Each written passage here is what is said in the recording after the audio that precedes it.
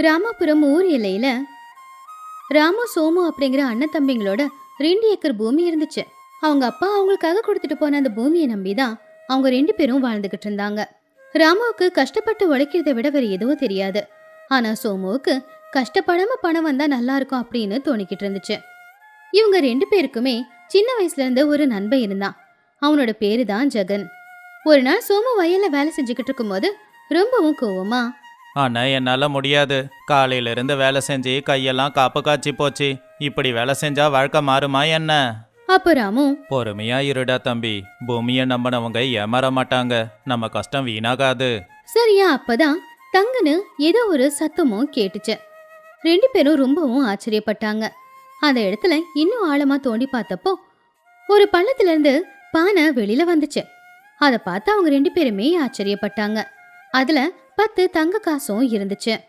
அண்ணே பாத்தியா, புதையல் பானை. கடவுள் நம்ம மேல கருணை வச்சுதான் இதை கொடுத்துருக்காரு. நம்ம கோடீஸ்வரங்க ஆக போறோண்ணே. ராமு அந்த தங்க காசை கையில வச்சுக்கிட்டு, நீ சொல்றது உண்மைதான்டா. இந்த பணத்தை வச்சு நம்ம வயலுக்கு பக்கத்துல இருக்கிற 2 ஏக்கர் நிலத்தை வாங்கினோம்னா நம்ம சொத்து 2 மடங்காகும். என்னது, மறுபடியும் வயலா?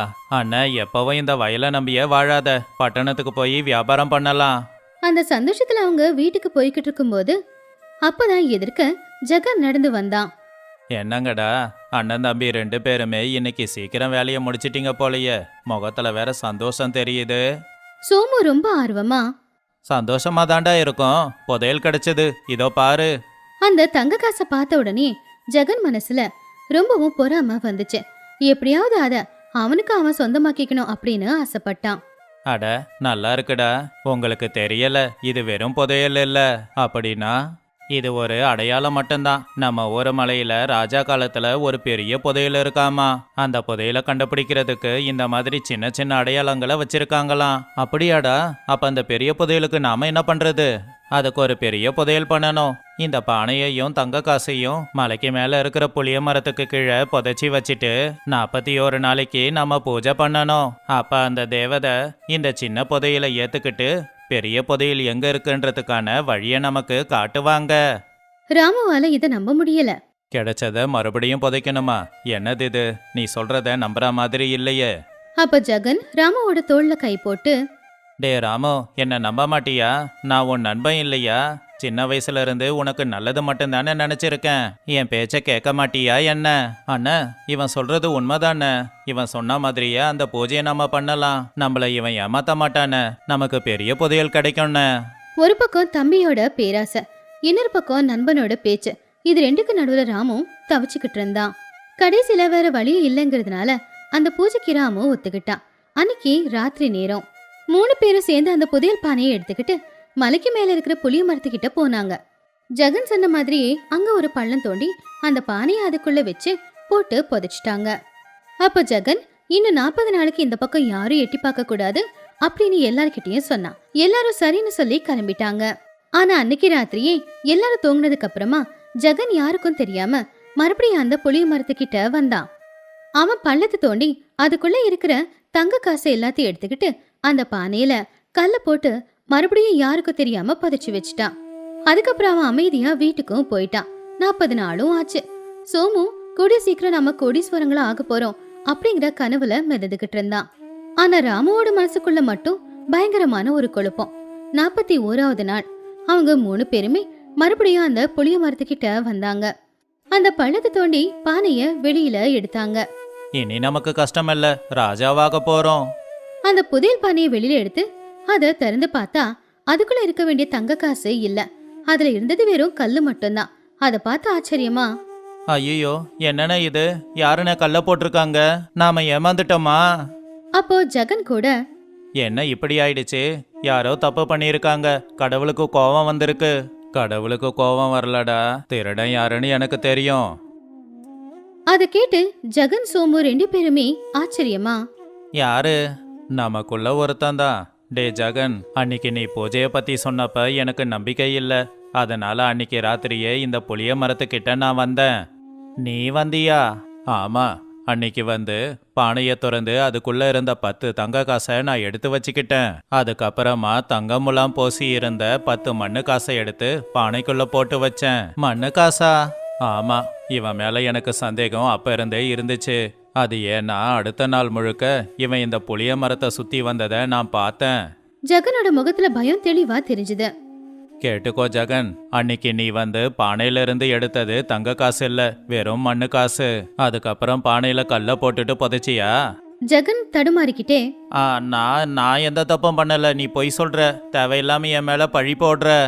அப்ப நீ இங்கிருந்து எடுத்துட்டு போனியே மண்ணு காசு, அதை எங்க வச்சிருக்கேன்னு சொல்லு, அதுக்குள்ள என்ன இருக்குன்னு அப்புறம் பாப்போம். அப்ப ஜெகன் தைரியமா, என் வீட்டுல எந்த காசும் இல்ல, நான் எந்த தப்பும் பண்ணல, தப்பு பண்ணது நீங்க தான். நீங்க 2 பேரும் என்ன ஏமாத்த பாக்குறீங்க.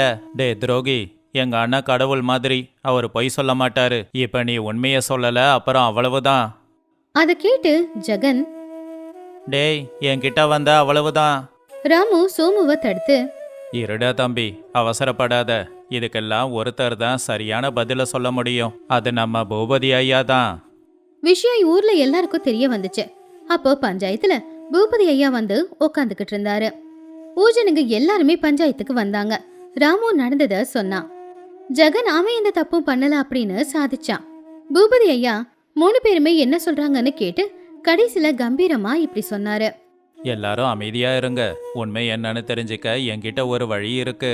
பூபதி வீட்டு வேலைக்காரனை கூப்பிட்டு அவருடைய பூஜை அறையில இருக்கிற ஒரு கண்ணாடிய கொண்டு வர சொன்னாரு.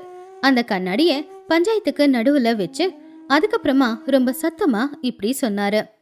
இங்க இருக்கே, இது சாதாரண கண்ணாடி இல்ல, மந்திர கண்ணாடி. பொய் சொல்றவங்க இந்த கண்ணாடிய தொட்டா கை அப்படியே தான் இருக்கும், ஆனா உண்மைய சொல்றவங்க தொட்டா மட்டும்தான் கை கொஞ்சம் கருப்பா மாறும்.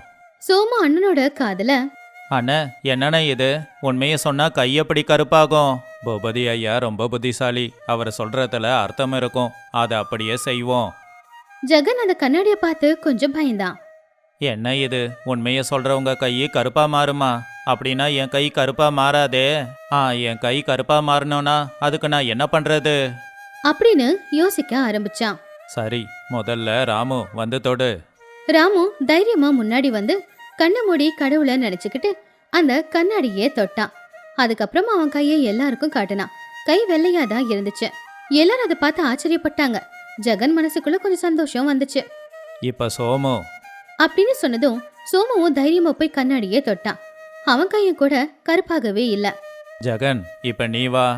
அப்படின்னு சொன்னதும் ஜெகன் பூபதி கிட்ட, இவங்க 2 பேரு கையும் கருப்பா மாறலையே, வெள்ளையா தான் இருக்கு.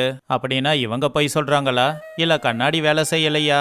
எது எப்படியோ நான் உண்மைய சொல்றேன்னு எல்லாருக்கும் நிரூபிச்சாகணுமே அப்படின்னு சொன்னான். ஒரு நொடி அவன் கொஞ்சம் யோசிச்சு பார்த்தான். அப்ப அவனுக்கு ஒரு யோசனையும் வந்துச்சு. நான் சொல்றது என்னமோ உண்மைதான், ஆனா கண்ணாடிய தொடுறதுக்கு முன்னாடி எனக்கு மூக்கு அரிக்குது, என்னை சொரிய விடுங்க அப்படின்னு சொல்லி எல்லாருக்கும் இந்த பக்கமா திரும்பி அவன் மூக்கு சொறிகிற மாதிரி கீழே இருந்த கருப்பு மண்ணை அவன் கையில ஒட்டிக்கிட்டான். அதுக்கப்புறமா தைரியமா கண்ணாடியை தொடுறதுக்காக போனான். ஜெகன் தைரியமா வந்து நின்னு, நான் உண்மைய சொல்றேன், எனக்கு ஒன்றும் பயம் இல்ல அப்படின்னு கருப்பு சேரு ஒட்டிக்கிட்டு இருக்கிற கைய கண்ணாடியில வச்சான். அதுக்கப்புறமா எல்லார்கிட்டயும் காட்டினான். கை கருப்பா இருந்துச்சு. ஜனங்க அதை பார்த்து ஆச்சரியப்பட்டாங்க. பாத்தீங்களா ஐயா, இப்போ உங்களுக்கு எல்லாம் புரியுதா? இந்த கண்ணாடி நான் தான் உண்மையை சொல்றேன்னு சொல்லுது. என் கை கருப்பா இருக்கு பாருங்க. ராமு சோமு 2 பேருமே ரொம்ப சோகமாயிட்டாங்க. அப்போ பூபதி ஐயா தைரியமா, ஆமாண்டா, கண்ணாடி உண்மைய சொல்லுச்சு, நீ தான் திருடன்னு நல்லாவே சொல்லுச்சு. என்னங்க ஐயா, என் கை தான் கருப்பாயிடுச்சே. டே முட்டா பயல, இது சாதாரண கண்ணாடி, நான் தான் சும்மா கதை சொன்னேன். அதை நீ நம்பி உன் கையை கருப்பாகணுங்கிறதுக்காக ஏதோ மண்ணை பூசிக்கிட்டு இருக்க. நீ உண்மைய சொல்றதா இருந்தா அப்படியே கையை கொண்டு வந்து வச்சிருப்ப. நீ தானே திருட, அதனால தான் இப்படி பண்ணி வச்சிருக்க. இந்த கண்ணாடியில கை வச்சா யார் கையும் கருப்பாகாது, ஆனா உன் கை மட்டும் கருப்பாயிருக்கு. இப்ப யார் திருடன்னு தெரியுதா? அதை கேட்ட உடனேயே ஜெகனோட முகமே வாடி போச்சு. அவனுடைய குதந்திரம் எல்லாருக்கும் தெரிய வந்துருச்சு அப்படின்னு அவனுக்கு தெரிஞ்சது. அதனால பூபதி ஐயா கிட்ட மன்னிப்பு கேட்டு யார் தப்பு பண்ணாங்க அப்படிங்கறத அவனே ஒத்துக்கிட்டான். ராமசோமு அந்த 10 தங்க காசுல இன்னும் 2 ஏக்கர் பூமி வாங்கி அதுல விவசாயம் செஞ்சாங்க. அப்படி ஊர்லயே நல்ல விவசாயிங்கன்னு பேரும் வாங்கினாங்க. இந்த கதையில இருக்கிற நீதி என்னன்னா, நமக்குன்னு சொத்து இல்லைங்கிறதுக்காக இன்னொருத்தங்க கிட்ட சொத்து ஏதாவது வந்துச்சுன்னா அதை பார்த்து பொறாமப்பட்டு அதை நாம சொந்தமாக்கிக்கணும்னு நினைச்சா இருக்கிறதும் நம்மளை விட்டுட்டு போயிடும். அதனால எப்பவுமே பொறாம குணம் நல்லதுக்கு இல்ல. Check out these awesome videos! And don't forget to subscribe. See you next time.